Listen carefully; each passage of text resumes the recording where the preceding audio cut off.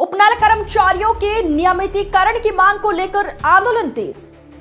लगातार 15वें दिन भी धरना जारी। हमारी मांग एक ही, नियमितीकरण। अभी कई बार मिला आश्वासन, लेकिन कोई ठोस फैसला नहीं।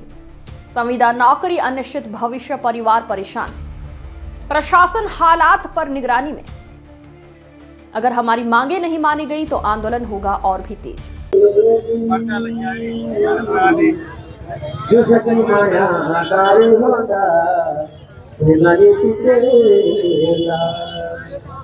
अरे सदाई मिथिला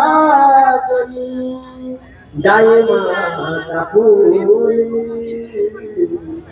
अरे सदाई रे गया ज्वाली काशी